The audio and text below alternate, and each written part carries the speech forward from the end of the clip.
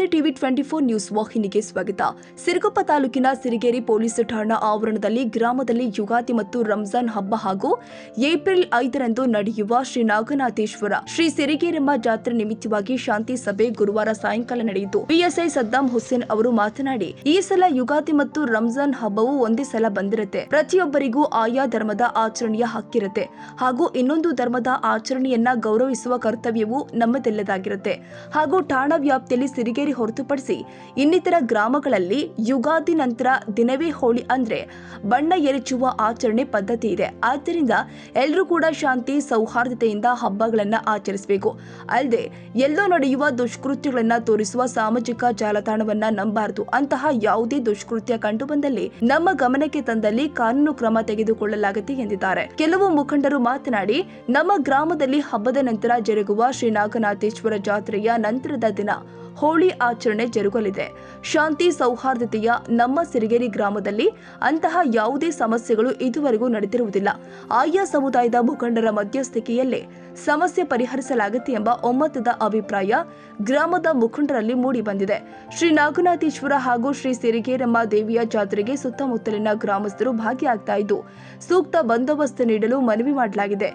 ನಮ್ಮ ಪೊಲೀಸ್ ಇಲಾಖೆ ವತಿಯಿಂದ ಯುಗಾದಿ ಹಾಗೂ ರಂಜಾನ್ ಹಬ್ಬದ ಪ್ರಯುಕ್ತ ಶಾಂತಿ ಸಭೆಯನ್ನು ಕರೆದಿರ್ತೀವಿ. ಈ ಶಾಂತಿ ಸಭೆಗೆ ಬಂದಿರ್ತಕ್ಕಂಥ ಎಲ್ಲ ಸಮುದಾಯದ ಮುಖಂಡರಿಗೂ ಹಾಗೂ ಪತ್ರಕರ್ತರಿಗೂ ಸ್ವಾಗತವನ್ನು ಕೊಡ್ತಾ, ಯಾಕಂದರೆ ರಂಜಾನ್ ಮತ್ತು ಯುಗಾದಿ ಒಟ್ಟಿಗೆ ಬಂದಿದ್ದಾರೆ. ಬಟ್ ಇಲ್ಲಿ ನಮ್ಮ ಸಿರಿಗೇರಿಯಲ್ಲಿ ಮಾತ್ರ ತೇರಾದಮೇಲೆ ಹೋಳಿ ಆಗ್ತಾರೆ ಅಲ್ವಾ. ಸೊ ಒಂದೇ ದಿನ ರಂಜಾನ್ ಮತ್ತು ಹೋಳಿ ಏನೋ ನಮಗೆ ಕ್ಲಬ್ಬಾಗ ಇದು ಇಲ್ಲ. ಯಾಕೆ ಬೇರೆ ಹಳ್ಳಿಯಲ್ಲೆಲ್ಲ ಬರುತ್ತೆ, ಬಟ್ ಇಲ್ಲೇನು ಬರೋದಿಲ್ಲ ಇಲ್ಲ. ತೇರಾದ್ಮೇಲೆ ಶುಭಾಶಯಗಳು. ನೆಕ್ಸ್ಟ್ ನಾಗನಾಥೇಶ್ವರ ತೇರಿದೆ, ಅದಾದ ನಂತರ ಸಿರಿಗೇರಮ್ಮನ ತೇರಿದೆ. ಅದಕ್ಕೂ ಸಂಬಂಧಪಟ್ಟಂಗೆ ಮತ್ತೆ ನೆಕ್ಸ್ಟ್ ಮತ್ತೆ ಶಾಂತಿ ಮತ್ತೆ ಇನ್ನೊಂದು ಕೇಳ್ತಾರೆ ಸರ್ ಇದೆ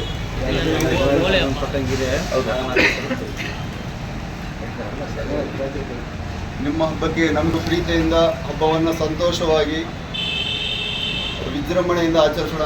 ಇದೇ ವೇಳೆ ಗ್ರಾಮಸ್ಥರು ಆದ ಅಡಿವೆಯ Swami Ambareesh Gowda, driver Hulugappa, Bakate Eerayya, Bakate Nagendra, H Dyavanna, V Shekharappa, Khader Basha, Anwar Basha, Khadriya, V Hanumesh, ವಕೀಲ ರಾಂಬಾಬು, ಸಿಎಂ ನಾಗರಾಜ ಸ್ವಾಮಿ, ಬಸವರಾಜ್ ಇನ್ನಿತರ ಮುಖಂಡರು ಭಾಗಿಯಾಗಿದ್ರು. ಹೊಂದೂರಪ್ಪ, ಸಿರಿಗುಪ್ಪ, ಟಿವಿ 24 ನ್ಯೂಸ್.